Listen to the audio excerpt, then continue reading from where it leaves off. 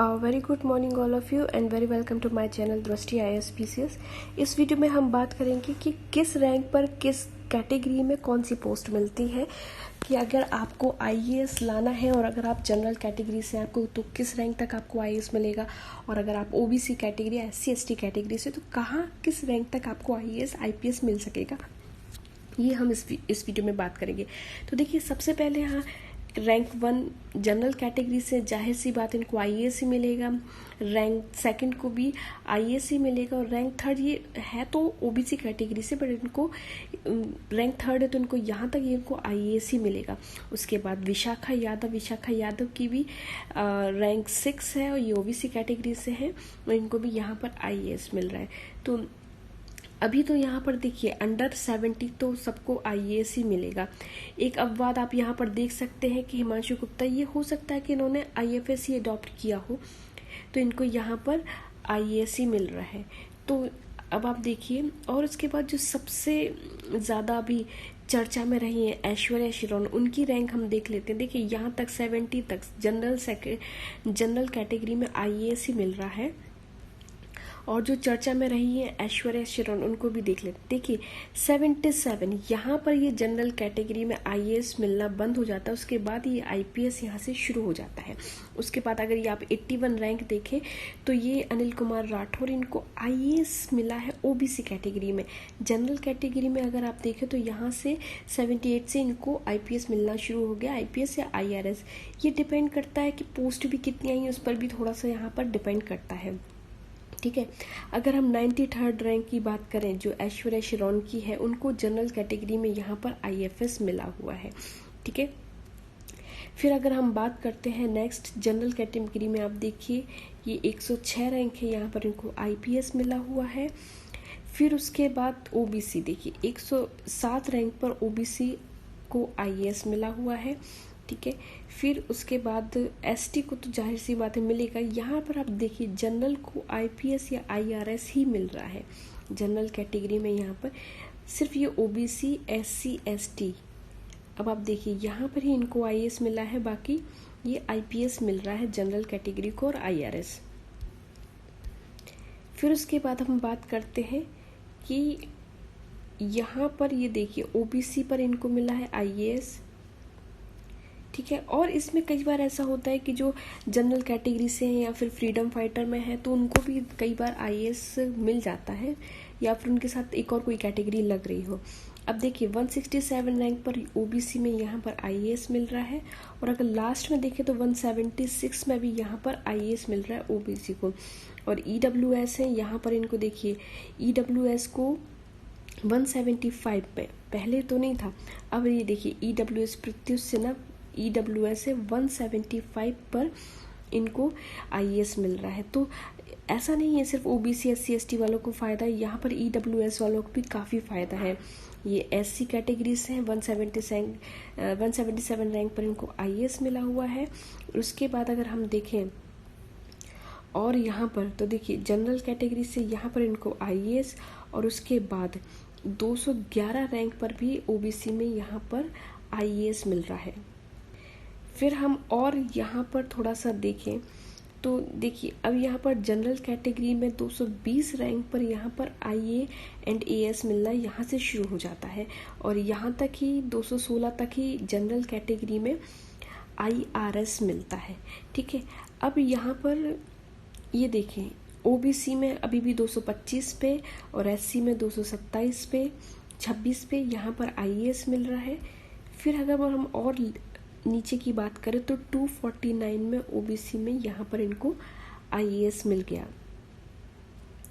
फिर इसके बाद अगर हम बात करें तो जनरल कैटेगरी में देखिए अब जो नीचे की पोस्ट है वो मिलना यहाँ पर शुरू हो गई है 271 रैंक पर, और उसके बाद है यहाँ पर आप देखिए 289 पर अभी भी ये जो दीपक सैनी है इनको यहाँ पर IAS मिल रहा है, तो मतलब 289 पर इनको IAS मिल गया है। ठीक है, तो OBC में अगर हम देखें तो OBC में यहाँ से IPS शुरू हो गया 304 से। ठीक है, तो 304 300 से नीचे वाली रैंक है, यहाँ पर OBC में IPS मिलना शुरू हो गया है उसके पहले 303 रैंक पर भी आप देखिए सिर्फ एक रैंक पर इनको आईएएस मिल गया और 304 रैंक पर इनको यहाँ पर आईपीएस मिल गया। ये बहुत ही इम्पॉर्टेंट यहाँ पर हो जाता है। देखिए अभी यहाँ पर एसटी को 323 रैंक पर भी आईपीएस मिल रहा है और जनरल को 327 रैंक पर भी आईआरटीएस मिल रहा है। फिर उसके बाद हम बात करें तो एक जो आपने कई बार नाम सुना होगा रवि कुमार सिहाग जी को, तो यहाँ पर 317 रैंक पर रवि कुमार सिहाग जी ये जनरल कैटेगरी से हैं और इनको आईडीएएस मिला है। ठीक है, तो यहाँ से अभी देखिए अभी ओबीसी में आईपीएस 330 पर भी मिल रहा है, जनरल में ओबीसी में।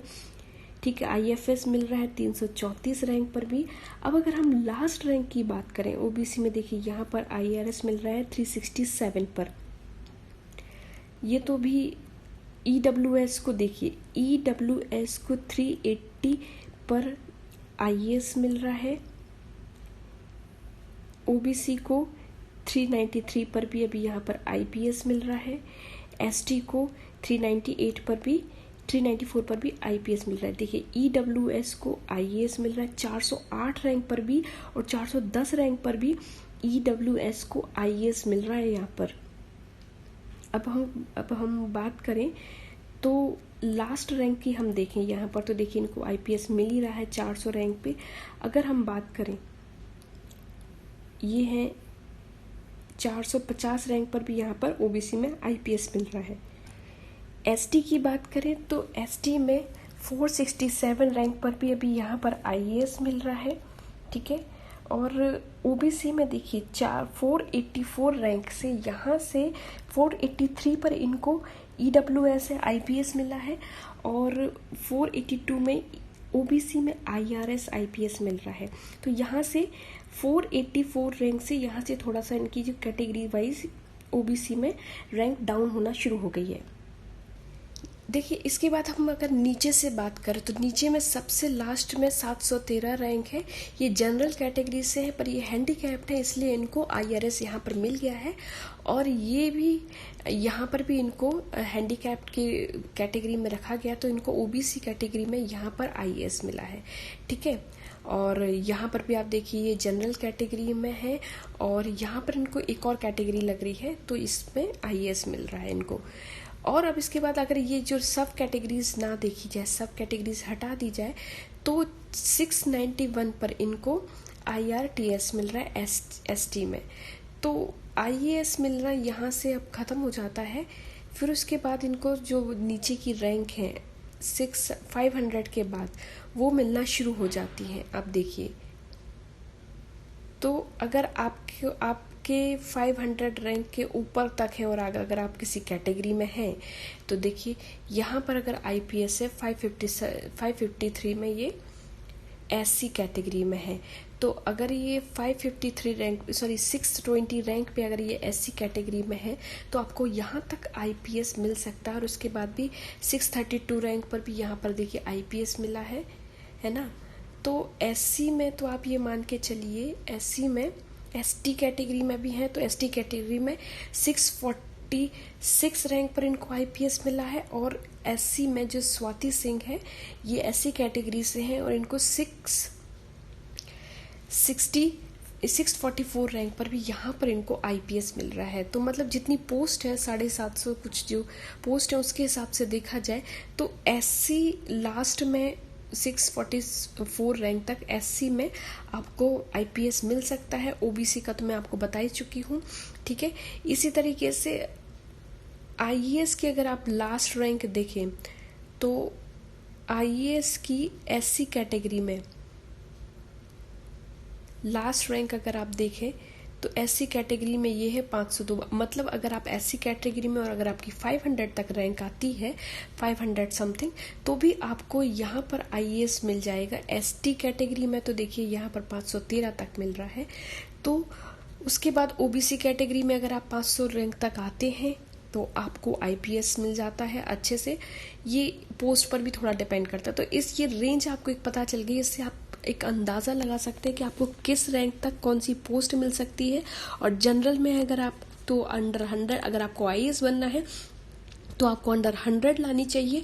और अगर आप ओबीसी में हैं तो अगर आप अंडर 400 लाते हैं तो आपको आईएएस मिलता है। और अगर आप SC ST में हैं तो अंडर 500 में आपको आईएएस मिल जाता है।